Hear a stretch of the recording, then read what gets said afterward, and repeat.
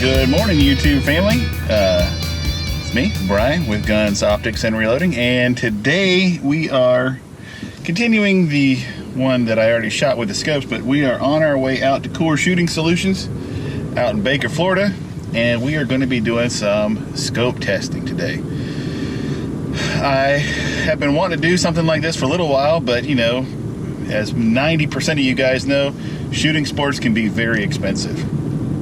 So I had a couple guns that I didn't have any optics on, and I needed some basic scopes. One for hunting hogs, one for, you know, just plinking. I didn't want to go and drop, you know, $2-3 grand on a really high-end scope, because I'm not trying to do a precision rifle series with this.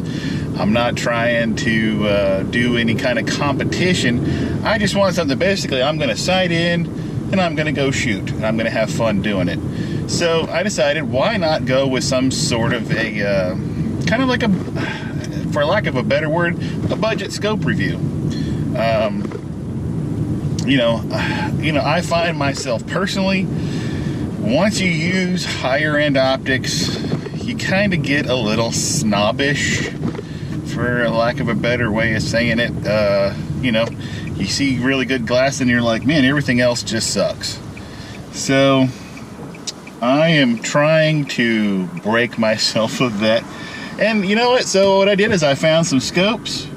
I'm not going to tell you how much they cost yet. And we're gonna put them up next to my good scope that I pulled off my competition gun, because right now I just have a barreled action sitting in my case because I'm waiting on my new chassis to come in from PDC Customs. Shout out to my buddy Craig out there.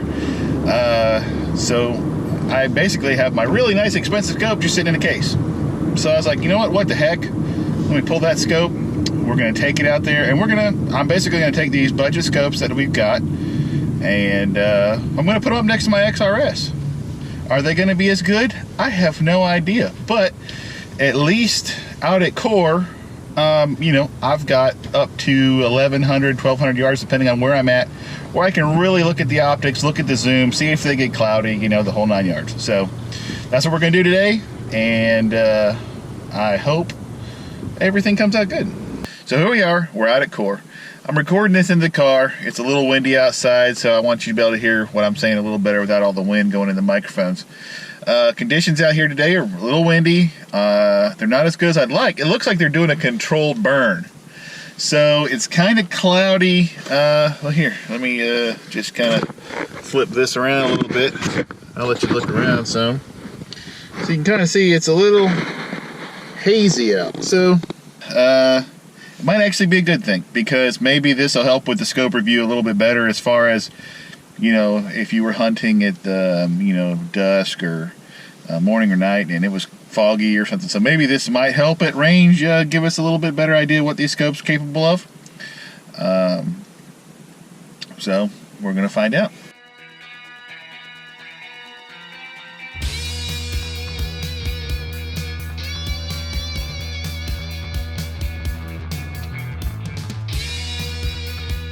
The VISM. It's a 4x16 second focal plane, 50 millimeter objective, 30 millimeter tube. I got the P4 sniper reticle, I believe is the one in that one. So, all in all, come to find out, it's NC Star. So I honestly really wasn't expecting a whole lot. Sad to say, I'm just being honest with you. I put it on my hog hunter because I bought it for basically, I'm going to be shooting 308 with it. I'm going to be going in the woods, so I really didn't want to spend a lot of money on a high-end scope. Overall, I'm actually pretty happy with it. The clarity on it's good. I've got some pictures here I'll put through showing you 25 yards, 100 yards, and I think I was shooting steel out to probably 230 yards, I believe is what it was. Illuminated reticle, blue or green. It's got 5 levels of each, comes with 2 batteries. I will say, it comes with some cheap bikini caps that are plastic, and, they're just cheap. Most of us throw those away anyway and put scope caps on them, or covers, whatever. So my initial thoughts is it's clearer than I thought it was going to be. So I was really happy with that.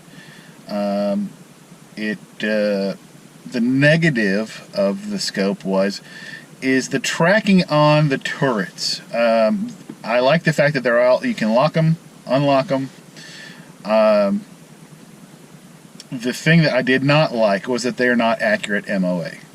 As far as, generally, rule of thumb, 1 inch at 100 yards is 1 MOA. So when I was dialing in the 0, it was not accurate as far as that goes.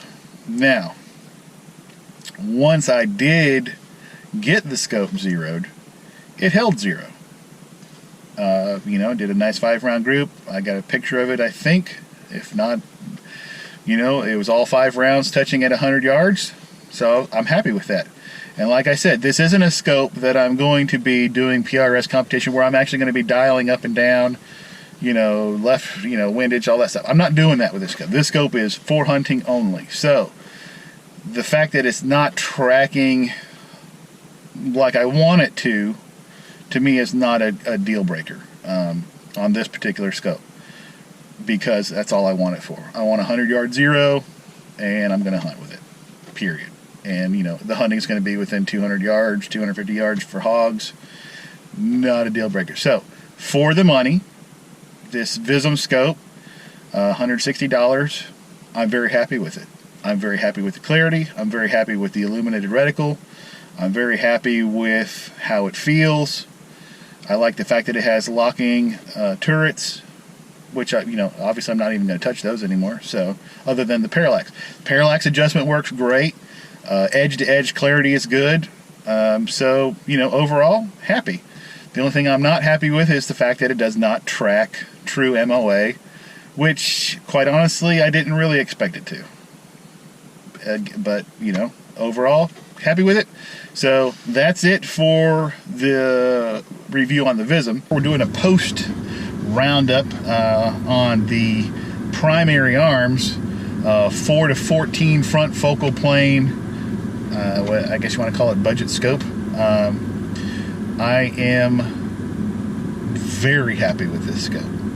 I zeroed it very quickly. The mill to mill is very easy to use because the reticle zooms in and out as you zoom in and out. So when I was getting my 0 on it, I was really happy with it.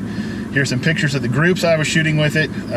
Obviously, this is my 223 trainer rifle. It is a Savage long range precision 223 26-inch barrel, control solutions, muzzle brake,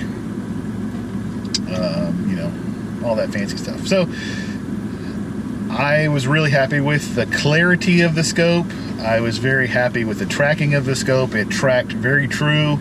Unlike the other scope, the VISM that I tested alongside of it, the clarity compared to my Bushnell, the Bushnell is, I'm going to say, is better. Glass overall, the reticle is better, the glass is better, but for the money, this scope was $280, I believe, and I've seen it cheaper depending on where you go. For the money, for a front focal plane scope, and like I said, this is for my trainer rifle, I think it's a really great deal. I think the turrets could be a little more tactile if they could somehow make them. They're kind of mushy, and for those of you who don't do a lot of dialing with your scopes, don't worry about it, but for me, I'm used to a nice, good tactile click. They're a little mushy for me, but like I said, for $280 for a front focal plane scope, I don't know if you can really beat that. So anyway, primary arms, 4x14 mil dot, front focal plane, great scope for the money, super happy with it. It's going to stay on my trainer.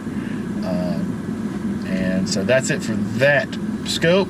If you like these videos, hey, like and share with your friends. I really appreciate you watching, taking your time to watch these videos. It means a lot to me. If you want, click the donate button down there. It helps me with all of the stuff I've got to buy and whatever to review for you guys. As you know, shooting is not cheap. Nothing is when it comes to the shooting sports. But I appreciate you watching, and that's going to wrap it up for my primary arms review. Thanks for watching, and tune in for my next video.